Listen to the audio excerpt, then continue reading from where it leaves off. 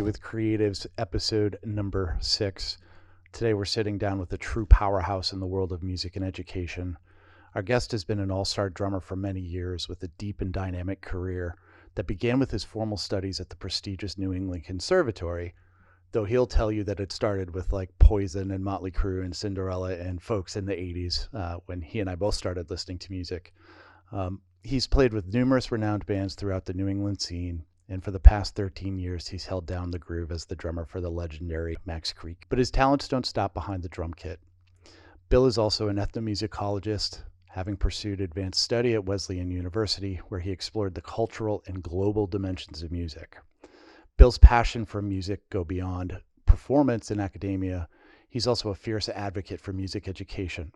He currently serves as the executive director at TeachRock, which is the nonprofit founded by Stevie Van Zandt of both Bruce Springsteen and Sopranos fame, which is dedicated to bringing dynamic music-based learning into classrooms across the country. I welcome you to episode number 6 with Bill Carbone, and we're going to kind of morph here into the conversation because once we got started, it just went into so many wonderful places. So here it is, episode number 6, Bill Carbone. Newer demographics or newer generations coming up and seeing the dead. I just feel like, yes, there's a little bit of capitalism behind it. Yes, the tempos are a little bit slower, but they have been since the 80s. Those are my only two little pieces. But the music is still the music, and the music still grows, right? Yeah. And I will say, like, the capitalism piece is part of what I'm like, there's a piece of me that's like, wow, so the whole thing ends in Vegas with Dead Forever is the new company. And that's my understanding that Mayer and Irving Azoff are like part owners. And to me, that's on one hand, it's like, ew. Yeah. And I was skeptical of going to Vegas and the idea that there's actually a shakedown street that's like official, but it was awesome. And it was in the parking lot of a casino. It felt like a state fair. It was as crusty as anything else I've been to recently. Had creative people. There was all the things that you expect to see, but it was really sweet. And I really felt the community piece of it. And it made me think, what an incredible community to actually overcome Vegas. Like the community is too strong for Vegas to do to it what it does to everything else, right? So they got to Vegas and they plugged in with their thing. And yeah, they had to become a little bit Vegas to do it. They're still doing a different set every night. They're still jamming. They're still taking 3 minutes in between tunes sometimes while Bobby fiddles around with it, which is like amazing to me. Like, I'm like, okay, all these years later, you still have to with your amp in between songs. But I love that. And so in the end, I felt pretty warm about the whole thing. I was like, you know what? This was so much cooler than I thought it was going to be. And a lot of people said that to me. And maybe I just needed to see it for myself. And I wasn't not going as like some sort of, curmudgeonly holdout. I just hadn't gone until I finally got to go. Thanks to a friend who just kind of made me go. Yeah.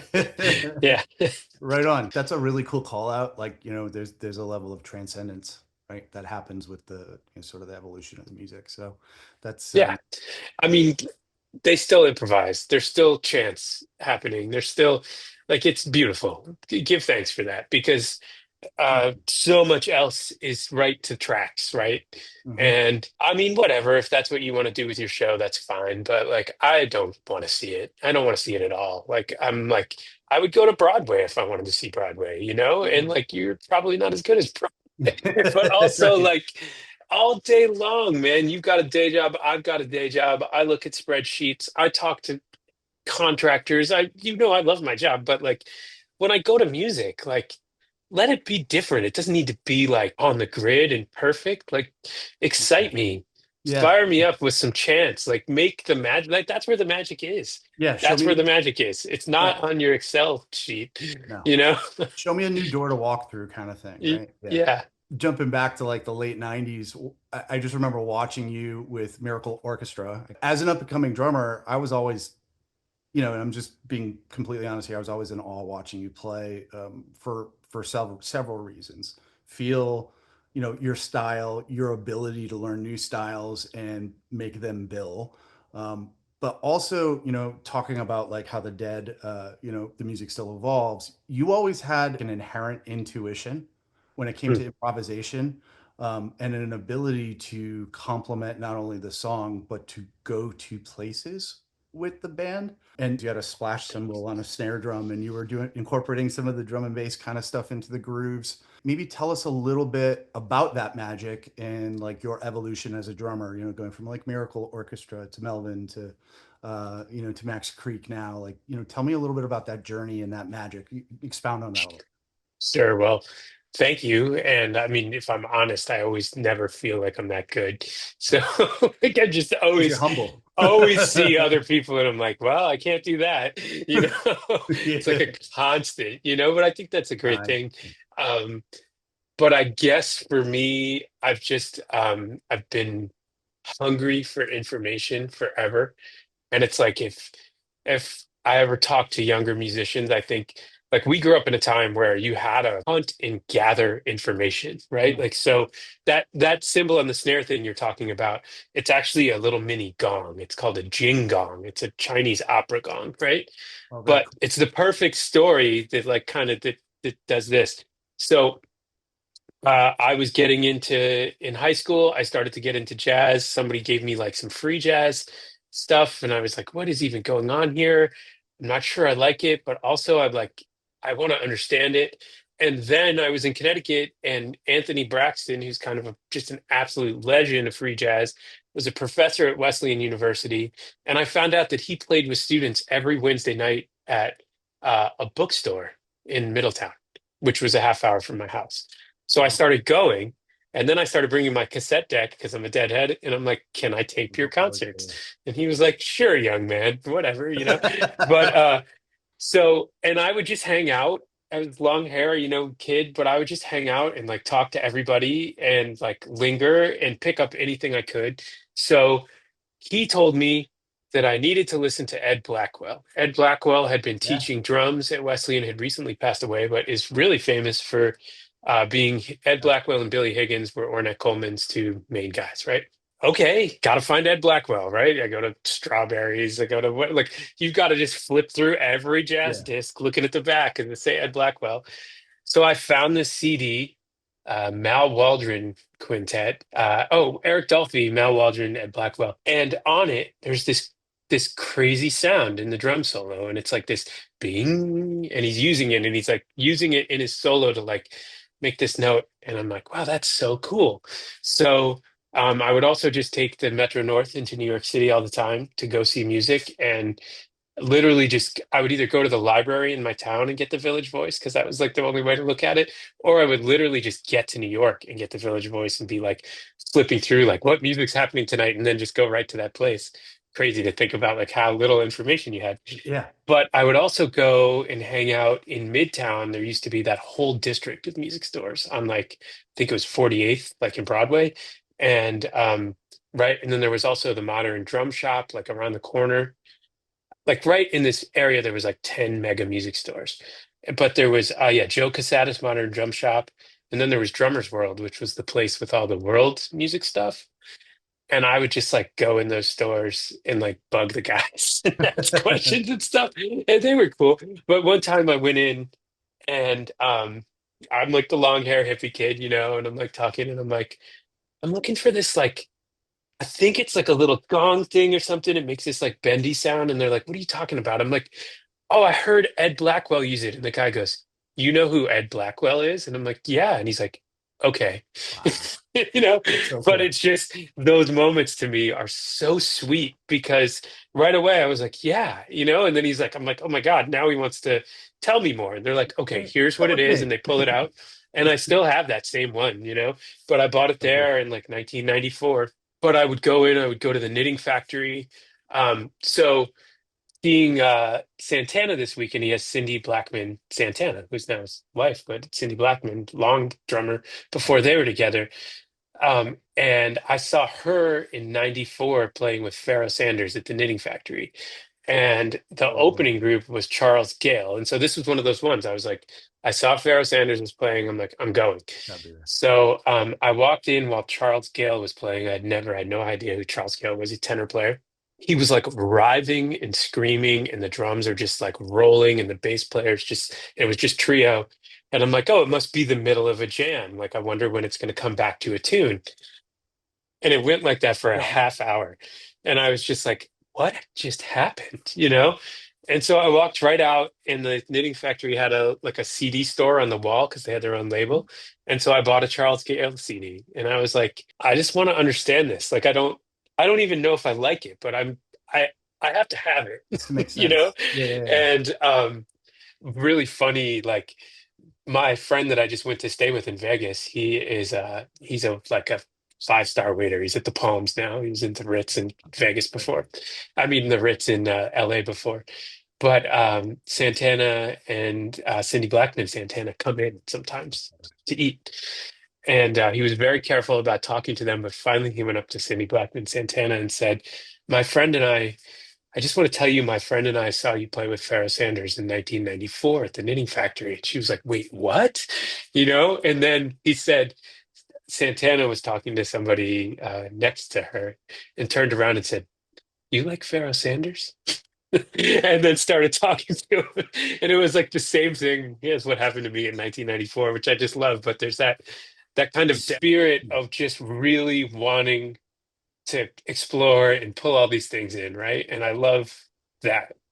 And I've always loved improvisation, and I've always been better at improvisation than I am at the precision side of things, right? Like I think I remember watching you with Rain and just being like, can't do that. I wouldn't have played that song well, you know? And so like it's funny because we have those feelings back and forth all the time. I think that's as you get older, you recognize that and you can like be more relaxed about it. But so I Find something gravitated between. towards improvisation because it's who I am inside. Like it was easier for me to express myself. I love collective improvisation. I love the spirit of the moment and just like the communion of the whole thing. You know, it's just a beautiful place. And it applies, it's the Grateful Dead and Charles Gale and Pharaoh and all those things. They're so much more connected than like you realize if you just listen to Uncle John's band and then listen to a Pharoah Sanders composition. Yeah. Like those are very different. But like that stuff in the middle is like there's a big middle to the Venn diagram. Yeah. Yeah, yeah, and that's it. I agree. That's the gold. It's funny. First time I saw Cindy play was with Lenny Kravitz on Horde in probably '95, something like that. I had no Mhm. idea, right? And then, with the guy I was studying with at the time, he was like, you got to have a Tony Williams face, and I had no idea. And in studying Tony Williams, I realized and learned later on that she was his student for several years, and I had no idea. Then after that, watching her play and like the dot heads and her technique, I was like, oh, Yeah. okay. All Straight right. I see what disciple. Yeah. yeah, you But a know, disciple of you know, of later era Tony. There's a lot of disciples of mild era Tony. yeah, yeah. And God bless him, because another thing I can't do, just add it to the list. But um I don't know. I can't think of anyone else who's like grasped later era Tony with such kind of ferocity like that, like power. I've been weightlifting Tony Williams. Yeah, yeah, She's, yeah. like it's impressive, man. It's like it's unique. It's unique to see somebody where, as a drummer, I'm like, I look at it and just like you, I'm like, she's got the exact same rig. She's got black dots on both sides. She's got 3 floor toms. She's got like a total Tony rig, Yeah. and it's like so deeply in her, It's but I've like never seen brain. somebody copy that side of it and assimilate it so deeply. Yeah, it's almost like a one piece of his arsenal that she really like latched onto. One other guy that I think of, and I don't know if there's a direct connection there or not, but a guy who plays with power like that is Chris Myers from Umphreys. I feel Mm, like there's a lot of that in him too, and yeah. he improvises with a lot of power a lot of time. I think he went to like Duke or something like that, but not that that even Mm, matters. It's interesting, just kind of circling back the lineage and how there are parallels in between all of it, and the gold is the little details, right? And right. back then we didn't have iPhones to go, all right, so Wikipedia, this person, personnel, like we didn't do that then, so there was this really cool sort of mix between the folklore of it And Hmm. then what we saw on the CDs, it's interesting now because we can figure all that stuff out in a minute or two, which is kind of a bummer sometimes to me. But It's cool, and then the downfall is like, how do you process it all? Like, it took me months, years to like fully understand the phases of Miles Davis and like who's on the different albums and what's going on. I'll never forget. I knew that there was this album, Live Evil, and it was kind of like this legend, and it was DeJohnette, but McLaughlin's on it, and like I think it's Keith Jarrett, and it is, and Dave Holland, and it was like live electric, and I could never find it. And then I got to college in Boston, and there was this great little shop called Planet Records, and they had it on cassette from Japan, like somebody had traded in, and it was like a $12 cassette, which cassettes were already, but I was like, and I bought the cassette, and it was mine. just, it's like, oh my God, I just that feeling. It was like, oh, oh. Oh yeah. But now that's called From Five Nights at the Cellar Door in Washington, D.C. in 1970. The complete cellar door sessions are just on Spotify, all 5 nights, right? And of course, I wanted to hear the complete cellar door sessions, but also like they mean more to me now that I've heard that version that was like the product they made, and then I hear. So I listened to that tape like 250 times, man. Yeah. Yeah. So like my relationship with it is really deep, and I don't know that it's better or worse, but it's just going to change how we relate to things and what we do with it. Yeah, Yeah. I guess this is a more of a wormhole that I could go down with you, down the AI conversation. But I was out in Phoenix recently and did the Waymo thing. Have you heard about the self-driving cars? Okay. Yeah. So you literally call it up at this point and you give it the address and you get in the back seat and the car drives you to wherever you're going and it gives you like up-to-date information about the traffic patterns and is talking to Wow. you while you're in the Did car. you also like bungee jump and swim with sharks while you were there? I mean, that's how I feel. But anyway, yeah. So to that point, so I had gone out for a work trip first, so I did it on my own, and I was like, Amy, you got it. My wife's name is Amy too, ironically, and I was like, you have to try this, and she's like, I'm not sure I'm cool with that, and I'm not comfortable with it. Uh, Hmm. the continued irony is that statistically, you're actually much safer in that car, which is, again, that's that sort of conundrum of like, all right, here comes AI, here comes everything times 10 speed wise. And like, I don't want to let go of like, like the 6 degrees of separation, in jazz musicians and that kind of thing that we naturally sort of go through on our journey. Like, what does a journey look like now for a kid today? Hmm. It's just very different. And part of Well, that is that's needs to be like separated. that's what we, segue to my day job at TeachRock, and we're Yeah. making school curriculum, right? We're using music to teach social studies. We're using music for social emotional learning and life skills, and basically what we're trying to do right now is help educators make connections with students, right? And help students see what to do with all this information, right? So like you can look up anything and get an answer to it in like 2 seconds, right? You can Yeah. get your paper written by Canvas or whatever you want to use, right? What do you do now, right? You still need skills to process all that, right? So that's kind of where we are is like, all of this is available. You're not going to change that. How do we help you figure out how to navigate it? And how do we make the process of learning the skills to like think and use information Mm. feel meaningful to you? And for us, that's music a lot of times. Like if we can teach a history class, if we can teach the Great Migration through the with Muddy Waters as the protagonist in the story, so it kind of feels like you're talking about blues and or any number of things like that, then you can get kids a little more excited and thinking on their own about it. But it is true, like we're in this era where everything's right there. How do we use it, right? That doesn't mean that, I mean, even AI, you need to learn how to do prompts to Yeah. make it work for you well. It's not as simple as people think. You have to like learn how to engage with it to get what you need. And So it can be wrong. I mean, it can also be very wrong, yeah, as we've seen in our country a few times.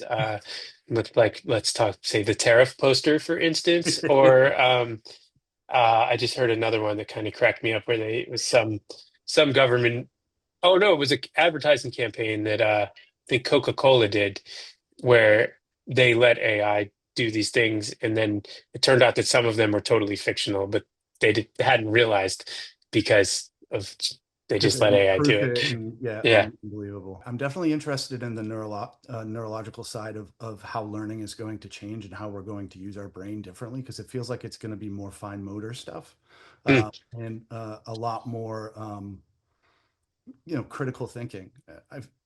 You can get the information anywhere. What do you think? right. What do you Yeah, do with it? yeah, Yes. yeah. What do How do you you think? process? Is it like what is it? Yeah. Well, I mean, I think, well, I guess I would say two things. The first being, there's the cat butt. The second being, three things. The second being that we shouldn't assume that the way we learned always was the right way to start with. There was a lot of sort of rote, Memorization. like learn, this Truncating. is what we Yeah. always did, so we're going to do it now. And, I did it this way, so you're doing it that way, right?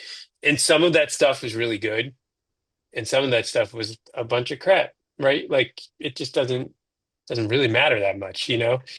So maybe there's ways that we're going to evolve how we process information. Like, is it super important to memorize the name of every river? Or like we used to have to in geography class, right? Maybe it isn't. Maybe now we have these tools. Maybe it's more important to think about other facets of like, okay, these things are here.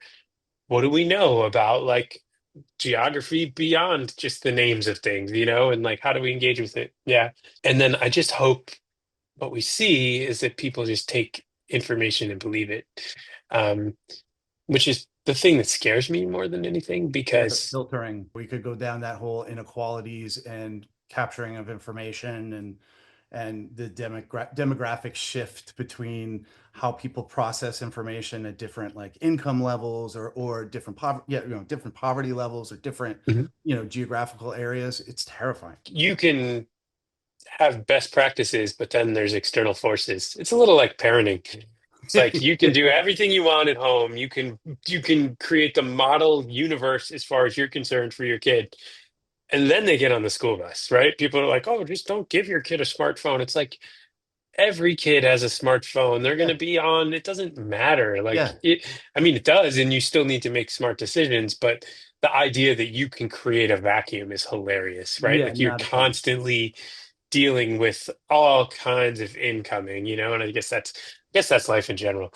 Well, yeah, and I mean, the whole thing is like deprived, depressed, and anxious, or overwhelmed, depressed, and anxious, right? It's kind of like it is. It's how we manage it, and we're Yep. never going to get it right. We're only going to do the best we can do, and we've tried to set guidelines based on quantitative and for me, it's qualitative information, Mhm. but also the science. But if we say no, what's going to happen? They're going to go do it. Yeah, right. No, or at least, a lot of times that's going to happen. So it's like it's a tightrope. So we're talking about TeachRock, and that's something that I find very exciting, and I'd like to know more about that, because you said you're developing lesson plans, or talking about methods of thinking, and what does a day look like? Because I know that you go out to different school systems, or you do presentations. Tell me a little bit about like a day to day as part of Right. your, yeah. Um, so like big picture, our name implies on a certain level that we're teaching performance, but we're not. Really, the mission is creating more engaged, resilient students, by using the sounds, stories, and science of music in every classroom. We have some incredible history resources, including two full classes for high school. So like you can take a full US history class using music as a primary source. That's a project that's almost done that we've done in partnership with the Library of Congress. And so what we like an example there is you learn about Reconstruction through the Fisk University Singers. So they're the protagonists in the historical narrative around Reconstruction. You're learning exactly what you need to in a U.S. history class, but you're learning it through the story of the Fisk University Singers, during that period, touring to raise money to start what becomes the first HBCU, right? You're learning about Ellis Island through Irving Berlin. So while you're learning what you learn about Ellis Island, you're learning about the journey of a Polish Jew to the United States, the persecution that sent him here, his establishment in New York, ultimately writing God Bless America, right? So you're getting these narratives of way more people were able to like tell the story of America through people. I love the fact that we decenter Washington, D.C. a little bit, right? Like it's not like Reconstruction started because Abraham Lincoln did this thing and then the people in Yeah. D.C. did this and it went out. It's like, no, things happen in DC because people force them to happen. No one in DC ever really does anything because they want to. They do Right. it because enough people have made them do it. So who are those people and what can we learn by like telling the story through those people? It turns out we can learn a lot. We can feature way more Americans and each one of those has a music movement tied to it, right? And so one of my other favorite programs we have is for middle school. It's like a life skills, essential skills program, and it uses music to get kids. It's a discussion circle program. It's designed to be done every day. I think of it as the antidote to screen culture because we hear over and over about the loss of communication skills, the rise in anxiety and other kind of disorders related to these things. And it's, you know, we can argue about it if we want, but pretty much there's plenty of science saying it all happens right about the time that we all get one of these in our hand. You start seeing this thing really just go through the roof, right? And what happens is you have these young people that are more likely to send a text to the person sitting next to them than to look in their eyes and say something. And it gets scarier as you get older. If you're, and these are really essential skills. So we have a program that works with entire schools so that there's a shared experience every day, but it's all around building these essential communication skills. I look at that as, you want your math scores to go up, you want your literacy rate to go up. None of those are going to move if the kids are in crisis, right? So you've got to like center before you can get a kid to talk about math, right? You've got to get them in the right place, and this is what does it. So day in the life could be a lot of things. We have a team of 10, but we exist kind of in two key ways. We're what's called an open educational resource. So everything we make goes up on teachrock.org. And if you make a free account, you can use any of it. It's all standards aligned. It's made with really cool partners from documentary films and things. Like we have official Grateful Dead curriculum up there. So you can do STEM lessons that use the wall of sound to introduce some basic ideas about audio. So They cool. also introduce the idea that anyone can be a scientist, right? That you don't have to be in a lab coat and have a degree. But then you end up making a small speaker that will work with your iPhone, right? We have all this content up there that's really well made, really powerful. And so on the open educational resource we have over 80,000 teachers registered and using it across the United States. Wow. And they could be doing anything from incorporating one or two lessons a year to doing a full class. But then we also have direct partnerships where we work in tandem with the school to help them implement either a full course or address some goal through the content. And we'll do professional development to set it up, be around for the year or maybe 2 years. Usually, after we work with somebody for a year or two, they don't need us anymore because we're basically introducing a pedagogy of using arts in every subject area. We're offering resources to support that pedagogy. And once you get the pedagogy, your brain just starts doing it, and you've got these resources you can use, or you're just making up your own. Almost self-guided. Is that fair to say? Like where you Well, have it's mostly for teachers to use, right? So the okay idea isn't that you put your student on teachrock.org. It's that the teacher goes there to get the material to run to build a a new class with. curriculum. Yeah. Yeah. Yeah. So I guess in my head now I'm thinking there's these awesome new sort of curriculum approaches. How does the plug-in happen? Right? You said you had like 400 school districts. Like how do you bring it to the schools? Like or how do you bring it to the teachers? Like what has that been like? Yeah. That's been a lot of different things. When I first started here, our founder is Stevie Van Zandt, so there's celebrity. Um, we did a tour called the Teacher Solidarity Tour, It was his band headlining. We got funding to put a few of us on the road with him. Teachers got free tickets to every show. We did a professional development workshop as like the opening act, and they got to stay for the show. He came out every night. We Wow. registered 10,000 teachers in like 3 months on that, but also got press in every city and just really kind of spread the word that way. Similarly, we have this amazing artist council, Erica Badu, Common, Marty Stewart. It's an incredible group of people, but we've also done much more traditional things, presenting and tabling at academic conferences. Go to the National Council for Social Studies conference every year. 4 or 5,000 social studies teachers from around the country convene in one place. Our Library of Congress partnership puts us in what's called the Teaching with Primary Sources Consortium, which is a network. There's all these networks, so you're constantly, and then there's a certain amount of just kind of sales. You're just knocking on doors saying, I looked at your strategic plan and I see what your goals are. We can help you meet those goals, right?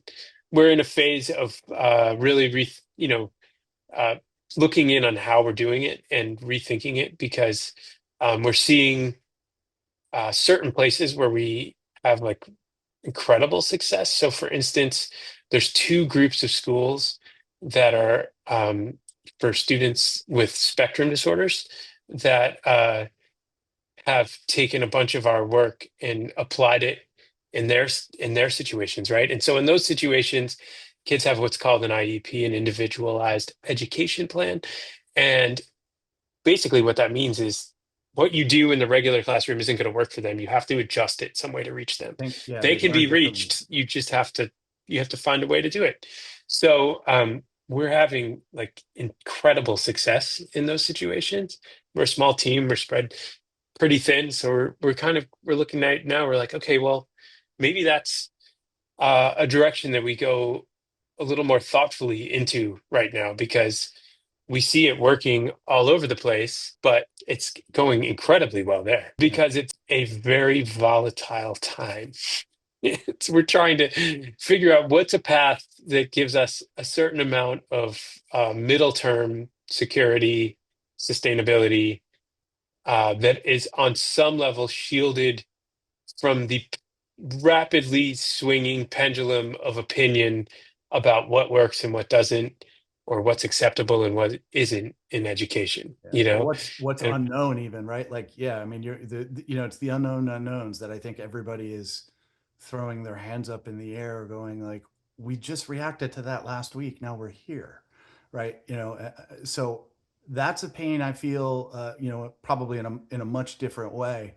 Um, but the fact that you guys are staying alive through this and mhm. are still having a meaningful effect, is, I think important for people to hear about, right? I mean, like as Yeah. we go through this. It's not easy, man. Like we've lost funding this year.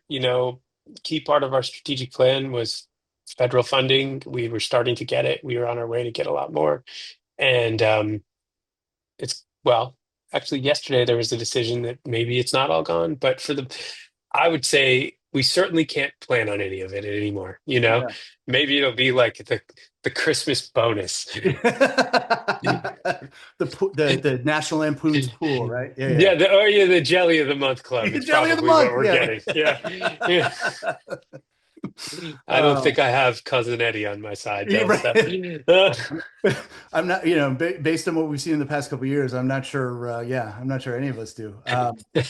But but so I want to zone in. I want to focus in on one of the things that you're talking about, right? Which is uh, the IEP and the individual educational plans, and the fact that curriculum is a set thing in public schools, right? mhm, And this is we're gonna sort of segue a little bit more back into music here, but in music, one of the things that kind of blows me away is how many different people are involved in so many different scenarios who think in so many different ways. And one of the things that I've always been a lifelong Zappa fan, and watching you do the Z3 thing was just like mind blowing because I do believe it's some of the most challenging music to play. I mean, I don't know even if that's arguable at this point, but one of the things that always struck me, at least, as you get into the 80s version of Zappa, was somebody like Adrian Blue, who could join in a group like that as an autodidact, somebody who had zero formal music training, had zero sort of I don't know, musical baseline other than his ear, to learn such incredibly complicated music. And maybe we're biased because we see complicated through the lens of traditional music learning. Um, but the connection between creative folks who learn in multiple different ways, being able to reach back out into a system that is a square peg through a square hole, and having that affect, I think is not only profound but just incredibly important that we can continue to do that.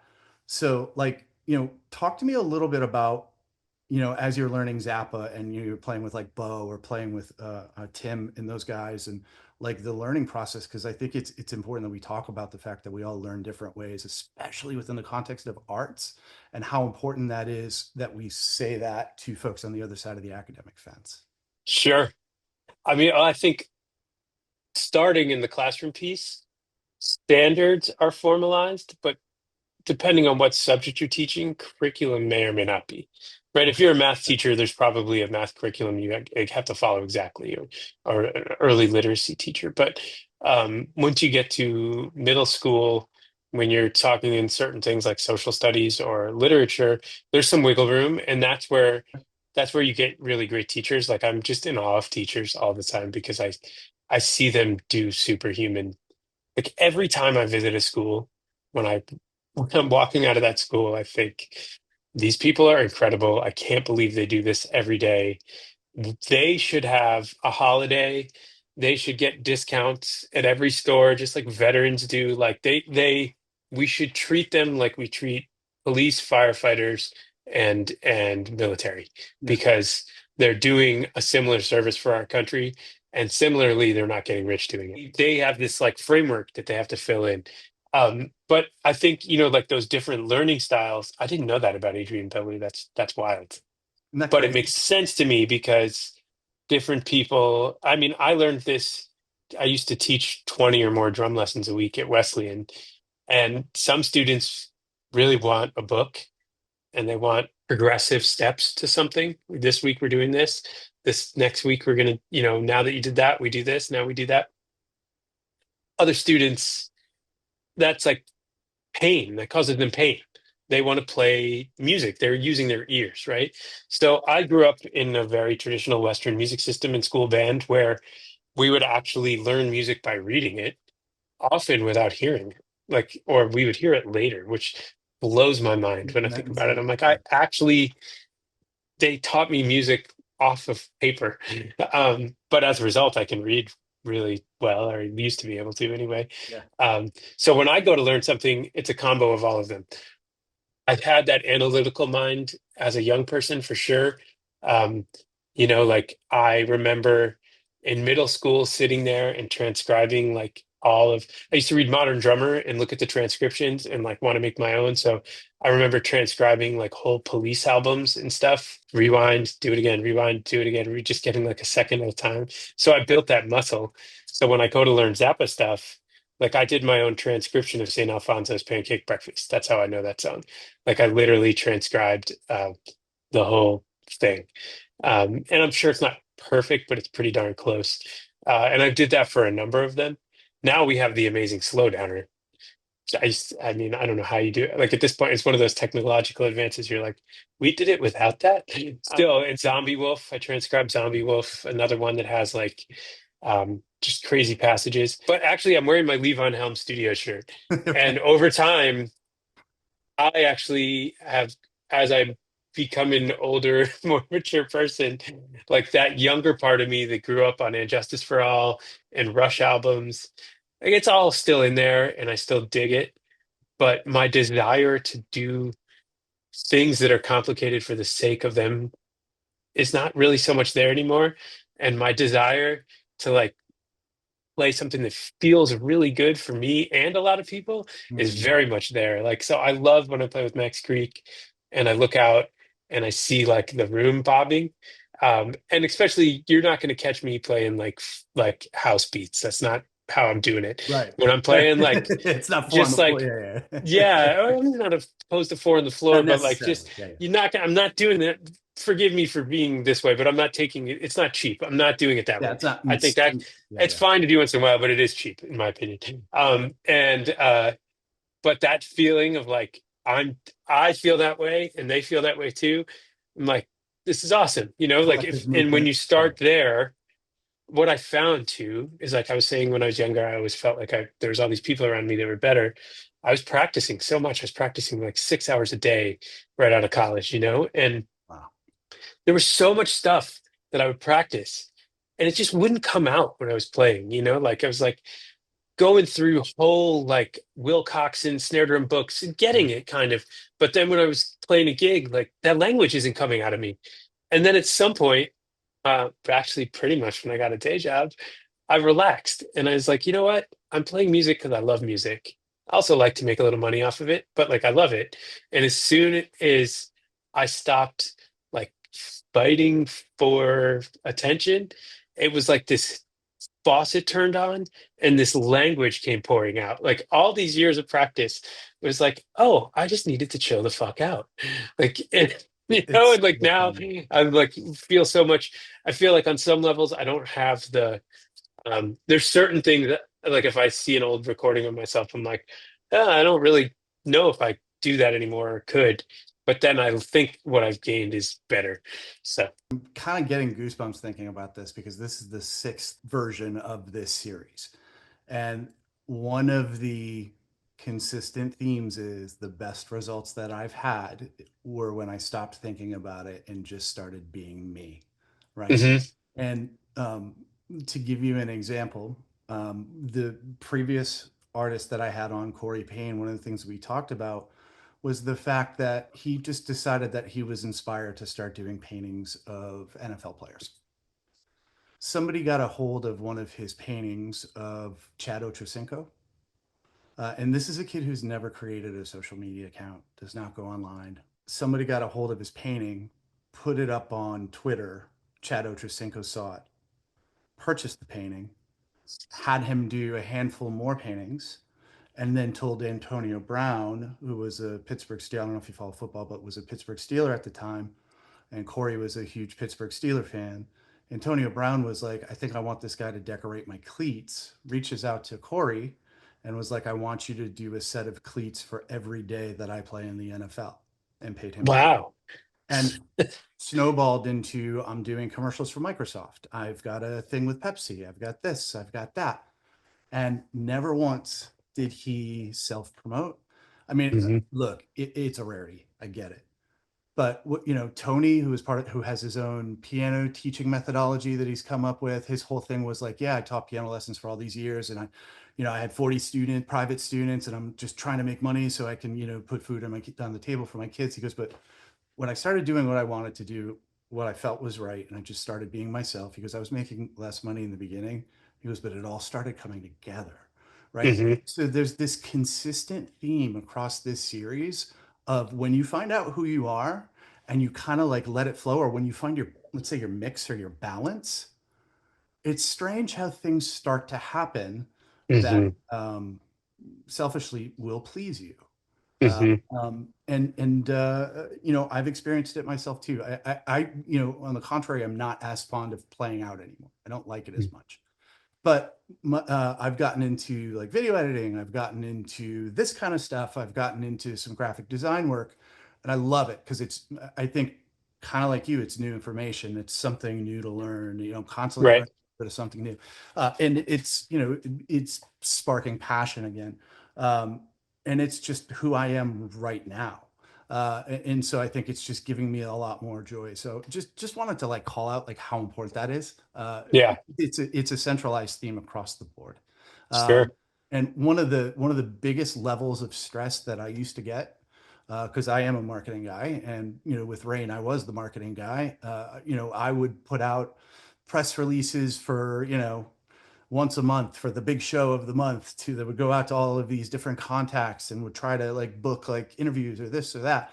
And when we would get a bad interview, it would like or we would get a bad review, I should say, it would just ruin my day. And Hmm. now I don't really care about any of that stuff anymore. Now it's just Yeah. for the sake of it, so Yeah. you being able to play at Levon Helm's Barn and play like a sweet solid groove with Max Creek, man, I get that, and that's awesome. Yeah. Thanks for I sharing. mean, you gonna go in Levon's house and like play a bunch of chops? God, Doesn't no. seem to make much sense, you know? Yeah, no, I feel Yeah. like we'd be haunted in the afterlife. Yeah. So speaking of, as a drummer, like you like playing like, I get it, the Max Creek thing and playing like the solid grooves and feeling that connection with the crowd and the sort of like collective movement. What other things are turning you on as a drummer right Well, I have a new project called She Sings Dylan that I started with some friends that I'm now? really excited about. It's pretty far from Zappa. Yeah, It's yeah. all songs. But I think the name says what it is. But I'm having a great time with that, like getting super into the Dylan catalog together and either finding arrangements that have already been done by female artists or coming up with our own that work for the singer. That's really fun. And I mean, I still am who I am. Like with Creek, I love the free improv. I love the ability to get deep in. 10 Foot Ganja Plant is another group that I've been playing with for 20 years. I'm the percussionist in 10 Foot Ganja Plant. This year we have 6 gigs, I think, which is the most we've ever had in a year. Mostly we record albums, but the albums do really well, honestly, which is funny. I think we have 10 tracks with over 1 million streams or something like that on Spotify. And so we're doing these tours and one-offs with the dub engineer scientist remixing us live, which is so cool because 25 years ago I literally was obsessed with scientist Yeah. CDs and the dub mixes he did, and now I know him and we work together and it's so fun. But in that group, I'm playing reggae percussion. So I have a Nyabingi drum, Oh, which is cool. just a small hand drum, and then a set of temple blocks, a few cowbells, triangle, um, shaker, guiro. Each tune has like one or two sounds, very simple parts. But because of the way the dub stuff works, I mean, they all have vocals too, but the parts are like baked totally into the song. And so I can be playing a triangle part and you'll just hear it. Scientists will grab it and you'll just hear it like ping off of each corner of the room and back at you. So Oh, it's like this totally, but I play these simple parts over and over, right? Like there's no the reggae thing, there's no arc. You're not building a jam to a release ever. There's just doesn't exist. It's the meditation, as the Rastas would tell you. It's a completely different form of doing music, in my opinion, which is much more related to West African roots of interlocking rhythms that can go for 12 hours if you want. And to me, like the bass part, the guitar part, they're all pretty close to what a drum part might be in a drum ensemble. So I love that. Um, yeah, I guess that's where I'm at. I mean, I recently had a spiritual experience in my garage playing along to Jim Keltner on a Dylan recording, and the groove was like boom, boom, boom, bah, boom, bah, boom, boom, bah. And I was just like playing along with it for like 3 or 4 minutes and just thought, this feel like I just had this, was overwhelmed by the beauty of that feeling. Like I couldn't believe I was just like, I've tried all of these things and this was always here. This is like what I learned on the first day. isn't that crazy? Yeah. So, Wow. Well, that's yeah. really cool. Yeah, like everything, to quote Incubus, I guess everything does move in circles, and it's funny how, yeah, no, we constantly land where we start. I think on a lot of stuff. I mean, the last band that I played in was a country band, and Nice. I hated country. I grew up on country. My family listened to like old school, like 50s and 60s country, so we had a little bit of the early Johnny Cash, the Elvis stuff, even going all the way back to like Hank Snow, and then some of the later stuff where you had like getting into the outlaw country in the '70s and stuff, Hmm. the Waylon and the Willie and all that kind of stuff. But then you kid getting into metal, and it's like, no, that none of that stuff makes sense. Those guys can't play. It's boring. It's like whatever. And this guy asked me to join this country band, and I'm like, I don't know. Gave me a whole list of stuff to learn, and as I'm learning the stuff, I'm like, I okay. It's like self check. Like, dude, yep, yep. Yep. That ego thing you had, Yep. and now I love it. Actually went to Nashville for the first time 2 months ago, and I went to three places. We did the Grand Ole Opry, which was kind of cool, the Country Music Hall of Fame, which was amazing, and Yep. also the African American Museum of Music, which was mind-blowingly cool. But learning some of the or you know some of the origins and some of the culture around country music, it's still not my thing. Um, Sure. but that Nashville style playing, and I went to Studio B and went through Studio B and saw the equipment and got my hands on it a little bit. Um, I think I get it a lot more now, and I think Hmm. learning how important it is to have that moment that you're talking about, being able to play that mm, ja, ja, ja, ja, and have it sit perfectly with Yeah. the right recording is gold in comparison to like, hey, I'm going to spend a month learning a Meshuggah song or a Tool song. That's cool. It has its place. But Yeah. man, you can just sit there and play that one simple thing that resonates on this like huge level with all these people. There's something golden about that. Yeah, I agree. Definitely. And I think maybe the biggest thing is, can you smile while you're playing? Like as a younger person, I had a hard time with that. And people come up to me all the time now and they're like, dude, you grin the whole time you play. You must be having fun. And I'm like, I wasn't even thinking about it, but yeah, like, of course I am.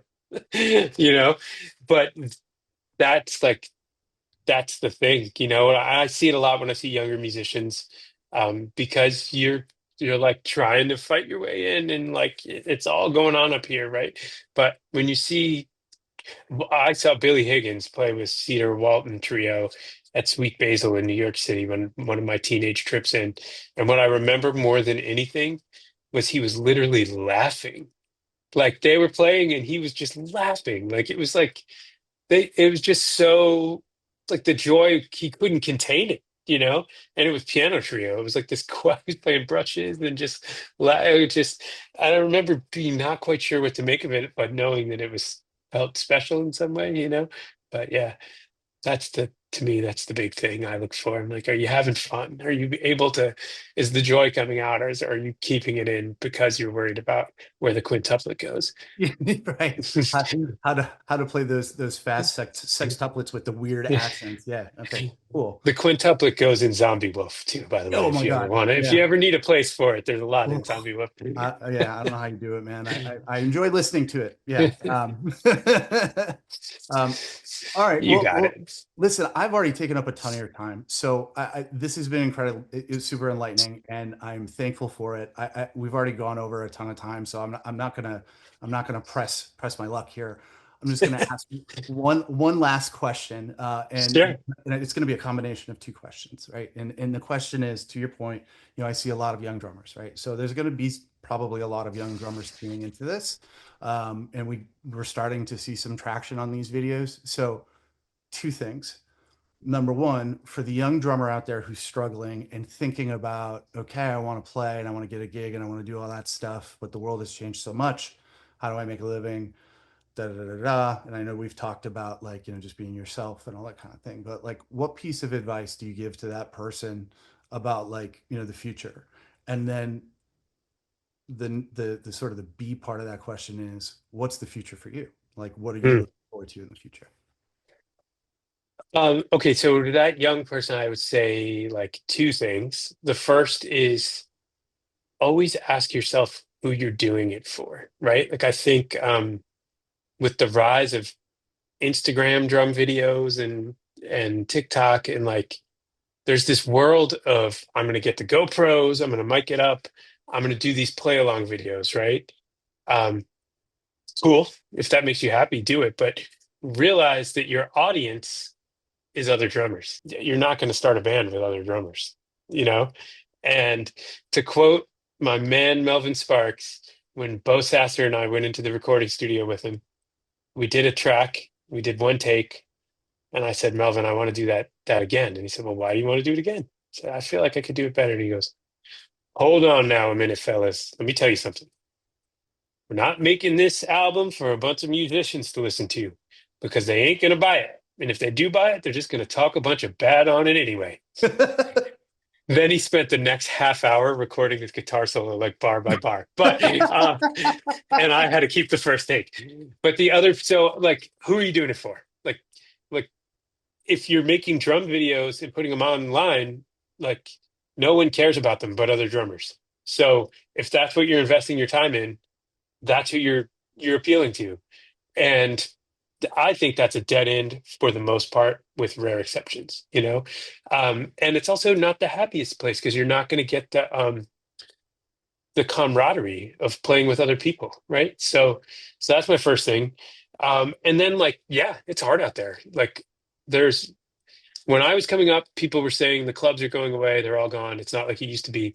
But I got to play with Melvin. I got to do all these um, I had all these mentors. I got to do a lot of things. There was a lot of weddings to play. There was a lot of all these different things. I think there's way less even. So for me, the thing that's worked is I've always been open-minded.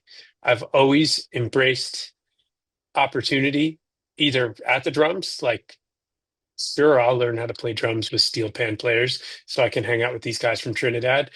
Um, or like my own curiosity, like ethnomusicology, like, okay, I'm grinding. I'm not that happy. I've always been interested in this thing. Let me explore getting an ethnomusicology degree. And I ended up getting myself a fellowship to Wesleyan. So I got a degree, which opened up this whole other world to me, which I stayed open to. I never ever thought I was going to work for Stevie Van Zandt doing this thing with schools. I didn't even know it existed. It didn't exist. But I just like was continually open to the idea that something could be cool and worth my time, and tried, and made some good decisions along the way. And so I think, that's solid advice. And then I guess if I was to look back on myself and give myself a piece of advice, um, I wouldn't. I wish I had been a little less judgmental about like genres and styles, and just, like I got invited to participate in some like um, rock and straight ahead kind of things that in retrospect, I didn't do it because it just didn't feel like what I wanted to do right then. And maybe that was a fine decision, but I'm also like, oh, I wonder why I made that decision. It would have been really cool if I engaged with that then, but maybe I wouldn't have done another thing. Who knows?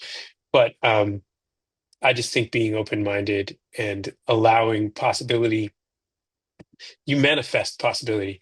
If you're like your energy is no, the door is closed, nobody wants to bang on it. Nobody needs to bang on your door. Everybody's trying to figure their shit out. But if your door's open and your heart's open, cool things can happen. And then but you also have to put yourself into them, man. Like I work hard. I work Yeah, I really was hard. just gonna say, Yeah. yeah. It's a mix, right? Yeah, Yeah. yeah, Yeah, so embrace them, take them in, do them. Like when I got the job with Stevie, I immediately was like, this is the coolest opportunity I've ever had. I'm putting everything into it. And I did. And, you know, uh, it led to what I have now, which who knows where it'll go from there. So where it goes from there, right now, I love this work that we're doing at TeachRock. We're really working on sustainability, how to make it last so that in 20 years from now, when the E Street Band isn't touring anymore and helping us fundraise, like how are we going to exist? How do we exist as the education world changes? And for me personally, I love I love the work I do. I love working with people. I'm glad to not only be playing music now, like I love the team element of it. And I think it's pretty transferable. There's a lot of things that could make me happy about it. I'm very happy here. I'm not in a hurry to leave or anything, but I feel like I have you know, like a set of different skills now that I'm looking forward to just kind of having that same attitude about. Like, where does it take me? I'm not totally sure yet, but I'm happy to have those new doors open. Yeah. Yeah. Yeah. Love it. Go for it. Yeah. Thank you. Before we wrap, I just want to really say thanks for having me, Travis. It's been so fun to talk to you about these things, and I always admired your playing and drumming. So Yeah. like I felt extra comfortable in the drum conversation with you, and I love seeing where you've gone with what you do too. You're in the role of asking the questions more than talking right now, but I know you've got your own journey, and that's what brought you to ask the questions, which is a great thing. So thanks for having me be a part of it. I'm grateful for our friendship, and I'm grateful for your mentorship. And I believe that, and I mean that when I say that, not only as a drummer, but as a teacher, and as a role model for anybody who's trying to build their person within the context of music, or within the context of a mix of music and something else, right? Mm. So, man, I'm yeah, I'm grateful. Thanks, man. Yeah.